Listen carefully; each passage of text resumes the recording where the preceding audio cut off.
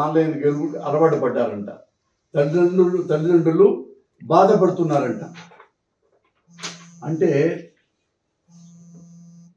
ఈనాడు చెప్పిన ప్రకారం ఏంటంటే, ఈ చదువుకుంటానికి పేద పిల్లలకి ఏ ఇంట్లో ఆ ఓపెన్ చేసి ఆ ట్యాబ్ బూతులు చూస్తున్నాడు, చూడకూడనివి చూస్తున్నాడు.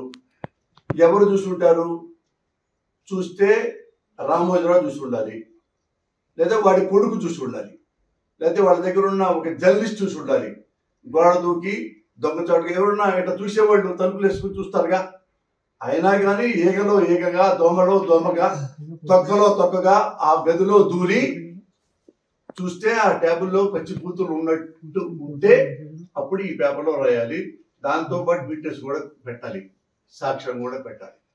నేను రామోజీరావు గారిని ఎందుకు ప్రశ్నిస్తున్నానంటే, మీరు చాలా మంది అనుకుంటారు, అయ్యో రామోజీరావు గారు చాలా పెద్దోడు, రామోజీరావు గారు లవ్ ఫుట్ ఏంటి, రామోజీరావు గారు రాజకీయ బ్రోకర్ ఏంటి, వాడేంటి, ఆ సన్నాసి అంటాడేంటి పోస్తాని అంటారు కదా. అతను నా మంచి క్లోజ్ ఫ్రెండ్. డీటెయిల్గా చెప్తాను మీకు. ఉన్నప్పుడు ఇవి సాక్ష్యం కావాలి కదా, సాక్ష్యం లేదు. అప్పుడు ఏం చేయాలి? ఇప్పుడు ఈ ట్యాబ్లన్నీ తీసేసేయాలన్నమాట, లేదా స్కూళ్ళు మొత్తం మూసేసేయాలి. ఆ పిల్లలు పాడైపోతున్నారు కాబట్టి స్కూళ్ళు మానేయాలి, అంతే కదా. ఒరే రామోజీరావు సన్నాసి, అసెంబ్లీలో ఎమ్మెల్యే కూర్చొని స్పీకర్ గారు మాట్లాడుతుంటే సెల్ ఫోన్ పెట్టుకొని ఓవర్ వీడియో చూస్తున్నాడు. అది మీ జర్నలిస్ట్ అందరికీ తెలుసు. అది ఏ రాష్ట్రమో చెప్పక్కర్లా.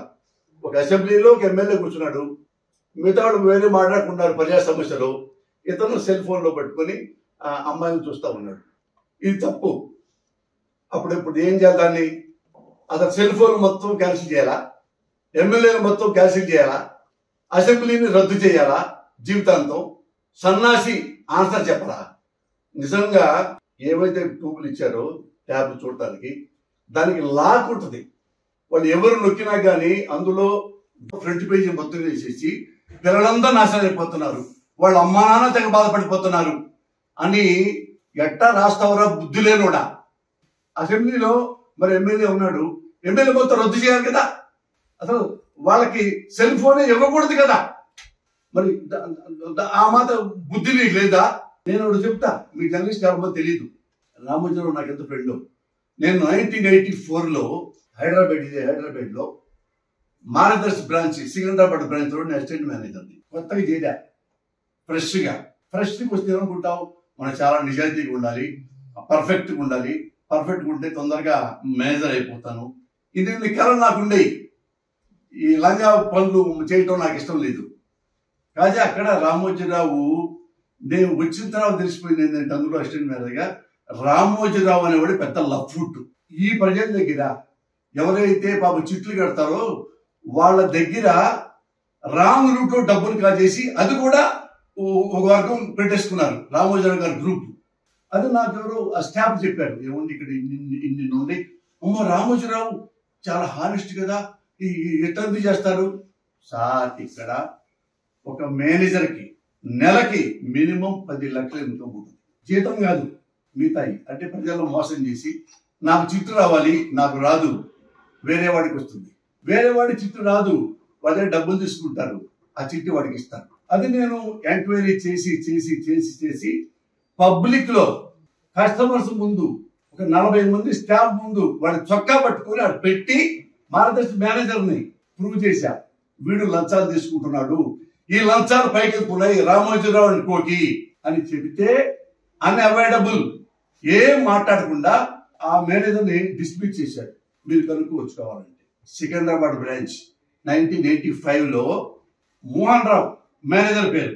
నేను ఓపెన్ గా మీకు చెప్తున్నా, ఏం విట్నెస్ లేకుండా ఊరికినే నువ్వు తిట్టాడు నేను తిట్టాను అని అనుకోవద్దు మీరు. ఎందుకంటే నేను చాలా లోతులు ఉన్నాయి, నాకు ఎవడెవడో చాలా పెద్ద పరిచయాలు ఉన్నాయి. అప్పుడు వాళ్ళు ఏం చేస్తారు, తప్పనిసరిగా వాడిని డిస్మిస్ చేయాల్సి వచ్చింది. డిస్మిస్ చేశారు. మిగతా స్టాఫ్ అక్కడున్న ప్రజలు వాళ్ళందరూ వచ్చి, మురళి గారు చాలా సంతోషం, మురళి గారు మా డబ్బులు అది లేకుండా చేశారు అని అన్నారు. పొద్దున్నే మళ్ళీ వచ్చా, లెటర్ వచ్చింది, mister Posani Krishnamurali, you have been transferred to head office. ఎందుకు సార్ నేను వచ్చింది నెలాగే సార్, నేను నెలలో వాడిని పట్టుకున్నాను అవినీతి పరుణ్ణి. నా తెలియచవదు. దీని తీగలు అప్పుడు హెడ్ ఆఫీస్ లో ఉన్నాయి, దాని వెనక రామోజీరావు ఉన్నాడని మనకు తెలిసావు. అంటే నేను ఎందుకు సార్ అక్కడికి హెడ్ ఆఫీసు ఉందో లేదో నేను కూర్చున్నాను లేదో ఎట్లా అనుకునే లోపే మళ్ళా mister Posani Krishnamurali, you have been transferred to Khammam. ఎక్కడ హైదరాబాద్, ఎక్కడ ఖమ్మం, నాకేం సంబంధం, నేనేం పాపం చేశాను, రిజెక్ట్ చేశానా, పెద్దలు తిట్టానా? ఒక దొంగను పట్టించా. ఎందుకు తిప్పుతున్నారు ఇవన్నీ? దొంగలు కాబట్టి. ఈ దొంగల నాయకుడు రామోజీరావు కాబట్టి షార్ట్ టైంలో 10 రోజులు 2 మారుస్తారని మూడు బ్రాంచ్లు నన్ను ట్రాన్స్ఫర్ చేసి, ఇక నాకు అర్థమైపోయింది, సీన్ అర్థమైపోయింది. అక్కడి నేనే లెటర్ రాసి ఇక్కడ మీ దగ్గర పనిచేయటం చాలా గొప్ప ఎక్స్పీరియన్స్. అది మద్రాసు నాకు వెళ్తా కారణం. బేసిక్గా ఇది మీరు ఇండియాలో మొత్తం ప్రెసెంట్ పిలవండి. నా డబ్బులతో నార్కో టెస్ట్ చేయించుకుంటా, నా డబ్బులతో లైట్ డిటెక్టర్ టెస్ట్ చేయించుకుంటా. ఒక్క తప్పు ఉంటే నన్ను మీరు చెప్తా కొట్టండి, ఈ రాష్ట్రం వదిలిపెట్టి వెళ్ళిపోతా. ఇది నిజమైతే ఒరే రామోజీరావు నీకు సిగ్గుంటే, మరి అందులో వాటిలో బూతులు ఉన్నాయి, పిల్లలు పాడైపోతారు అని పేపర్లో ఎక్కినోడివి, నీ దగ్గర ఒక మేనేజరు నెలకు 10 లక్షల లంచాలు తింటూ డిస్మిస్ చేస్తే నువ్వెందుకు నా పేపర్లు వేయలేదు? నీ అయ్యా పంత్రి నువ్వెందుకు వెళ్ళా చెప్పు.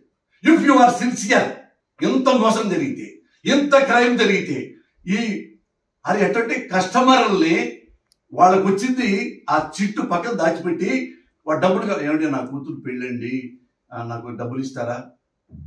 10 లక్షలు చిట్టేసాడు అనుకో, నాకు 1 లక్ష ఇస్తే అది మీకు వచ్చేలా చేస్తా. తల్లి సాక్షిగా చెప్పిన మాటలు.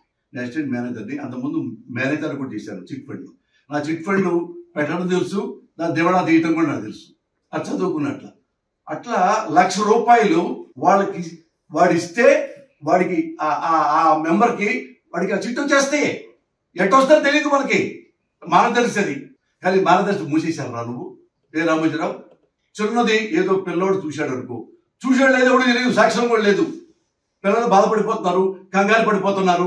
అయ్యో ఈ బైబిల్లో వచ్చే ఈ ట్యాబుల్లో ఎన్ని అనాథాలు జరుగుతున్నాయి, మరి మూసేయాలి. మరి ఇవన్నీ నువ్వు మార్గదర్శిలో ఎందుకు చెప్పలా? ఎందుకు మార్గదర్శిలో మార్గదర్శి ఆ బ్రాంచ్లో ఎందుకు మూసేలా? ఆ మేనేజర్ మొత్తం ఎందుకు మూసేలా? మళ్ళీ రీషెఫ్ట్లు ఎందుకు చేయలా? ఇదో తప్పే ఉందో దిద్దుకుందాం ఎందుకు చేయలేదు? అదే వాళ్ళు పెట్టుకున్నాం. ఇంకో పిటిఎన్ చెప్పమంటావా? ఎవడైతే నేను మోహన్ రావు డిస్మిస్ చేశానో నా గురించి తోసేశారు కదా ఖమ్మంకి, వాళ్ళ చక్కగా వాళ్ళు తీసుకొచ్చి వాళ్ళ మేనేజర్కి పెట్టుకున్నారు. తెలుసుకున్నారు బ్రాంచ్లు. నా కొలీగ్స్ ఇంకా అక్కడ ఉన్నారు, మీరు ఎంక్వైరీ చేసుకోండి కావాలి. ఎంత ఎదవ నువ్వు, నీతులు ఎట్లా మాట్లాడతావురా? ఎట్లా మాట్లాడతావు? ఫ్రంట్ పేజీలు వేసి ఏమన్నా పిల్లలు చూస్తా వాళ్ళ పట్టుబట్టి, ఇదిగో ఇక్కడ ఇది ఉంది, నా ఘనంగా ఈ ఫోటో చూస్తున్నారు అని ఎవడైనా అన్నాడా? అనుకుంటానే నువ్వే క్వశ్చన్ వేసుకుంటావు, సన్నాసి. నువ్వే అర్థం చెప్పుకుంటావు. ఎందుకంటే జగన్ అంటే నీ కోపం, జగన్ అంటే నీకు ద్వేషం. జగన్ ఉండకూడదు, ఈ సీట్లో ఉండకూడదు, ఈ సీట్లో వేరే క్యాస్ట్ ఉండకూడదు. ఆంధ్రప్రదేశ్లో ఆ ప్రభుత్వం ఎవడంటే మన కమ్మాడే ముఖ్యమంత్రిగా ఉండాలి.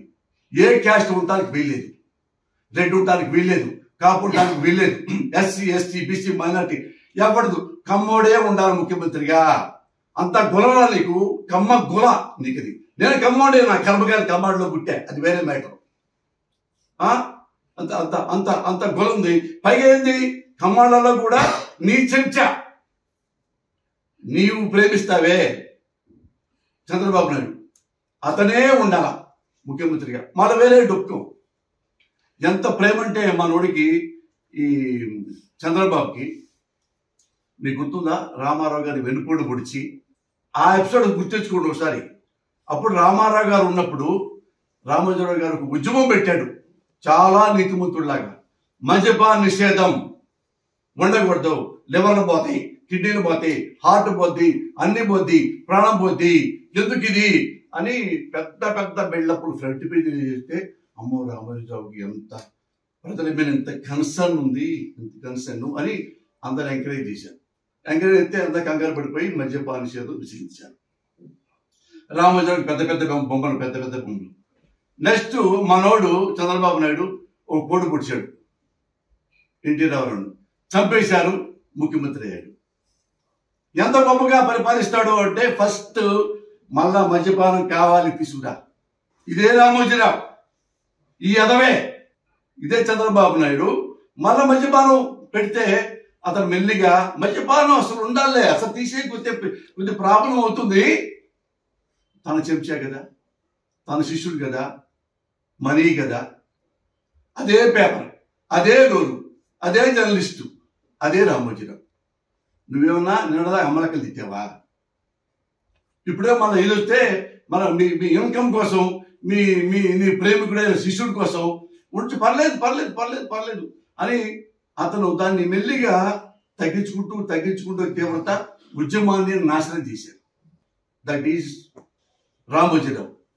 ఒకరిని నాశనం చేయాలంటే పగబడతా ఉంటాడు.